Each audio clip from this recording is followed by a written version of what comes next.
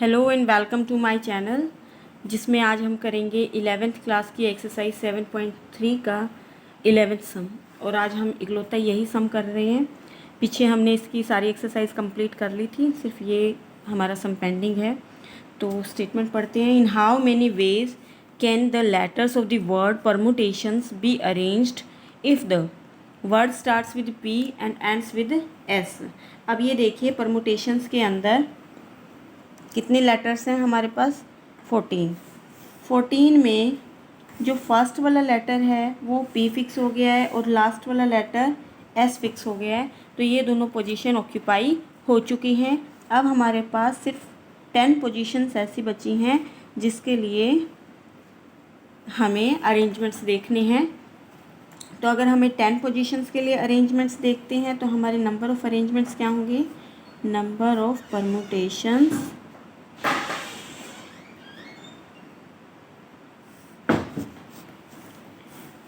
because P and S are on fixed position,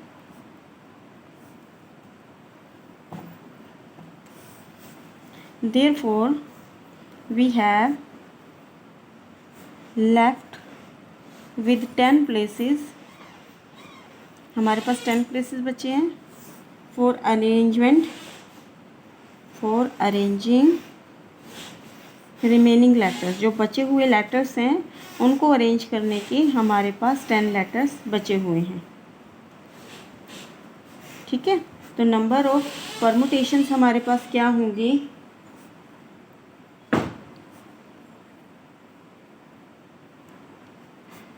ten factorial, क्योंकि 10 places हैं, उनमें से कोई रिपीटेड तो नहीं है। हम देख लेते हैं, टी जो है वो रिपीटेड है, 2 बार आ रहा है, तो 2 फैक्टोरियल से डिवाइड करना पड़ेगा।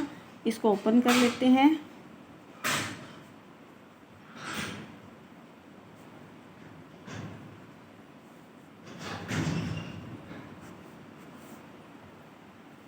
और मल्टीप्लाई करके हमारे पास आएगा ये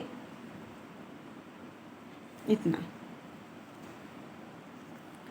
ये हो गया 18,14,400। क्लियर? उसके बाद हम आते हैं सेकंड पार्ट के ऊपर। सेकंड पार्ट में इसने बोला है वोवल्स आर ऑल टुगेदर। इसमें कितने वोवल्स हैं हमारे पास? A, E, I, O, U।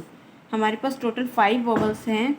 अगर उनके लिए हम एक पोजीशन फिक्स करें, ये हमारे पास 5 वोवल्स हैं, तो हमारे पास बाकी लेटर्स कितने बचे हैं? क्योंकि टोटल 12 थे, 12 में से 5 जो हैं वो हमारे पास वोवल्स हैं, तो हमारे पास रिमेनिंग लेटर्स बचे हैं 7।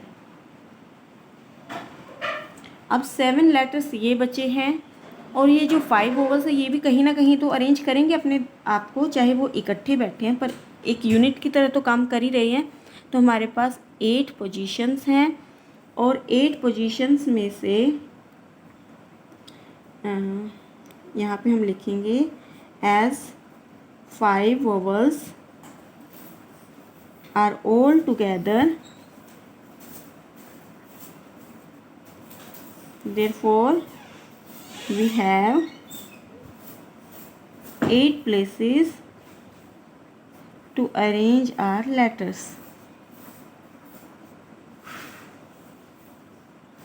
हमारे पास 8 places बचे हैं, therefore number of permutations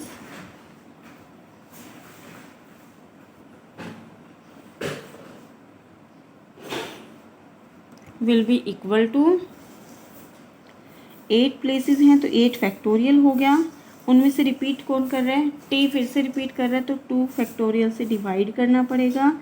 ये आ गया हमारे पास 8, 7, 6, 5, 4, 3, 2 फैक्टोरियल कैंसिल हो जाएगा, तो हमारे पास ये आंसर आएगा 20,160 इन सबको मल्टीप्लाई करके।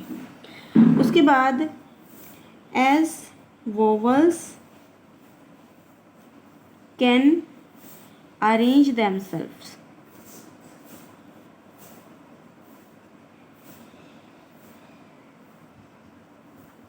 जो वोवल्स हैं पांचों के पांचों, वो जहाँ पे भी बैठे हैं ये हमारे पास वोवल्स हैं, ये अपने आप को तो अरेंज करेंगे ही।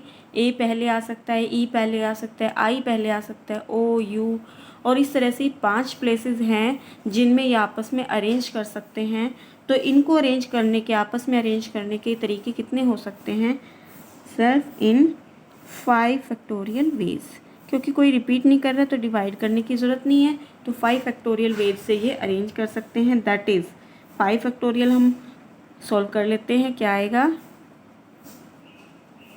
120। तो टोटल नंबर ऑफ परमुटेशंस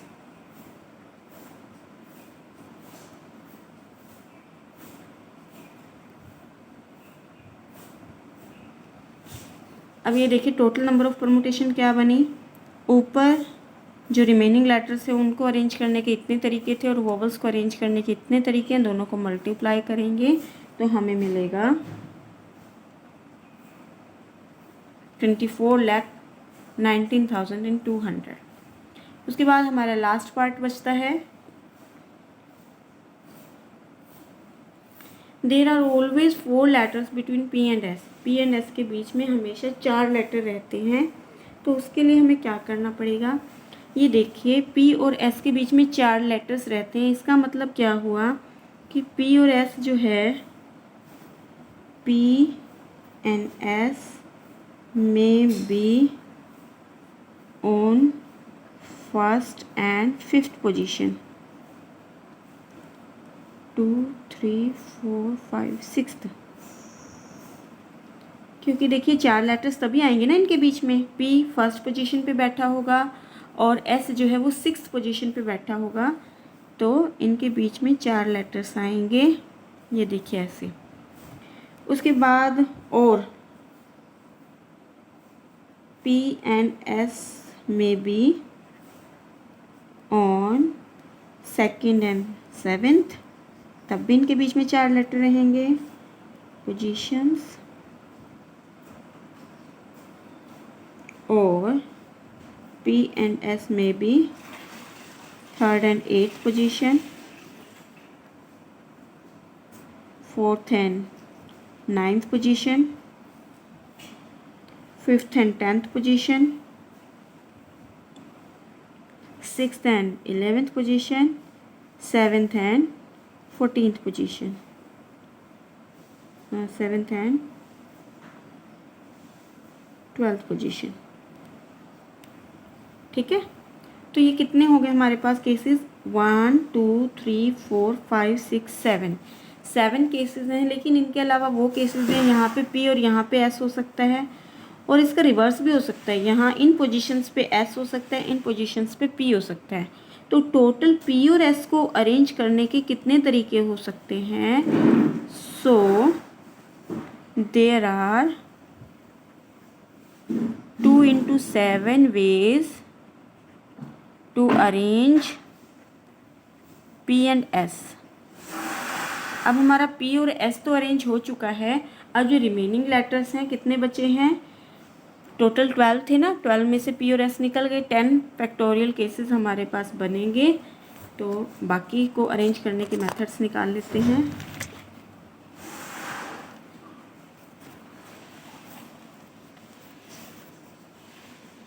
तो नंबर ऑफ arrangements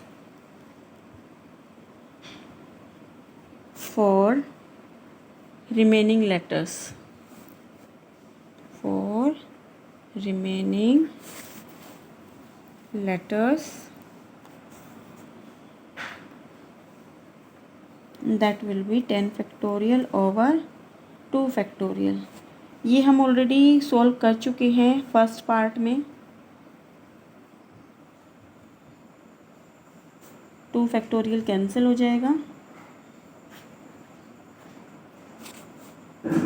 तो हमारा ये आंसर आया था पीछे सोल्व करके 18,144 इंटू दिस। ठीक है, उसके बाद 14 P और S की अरेंजमेंट होगी, दोनों को मल्टीप्लाई करके टोटल नंबर ऑफ अरेंजमेंट्स आ जाएगा। Therefore total number of arrangements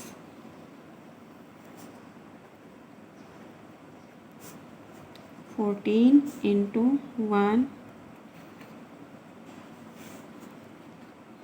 that will be equal to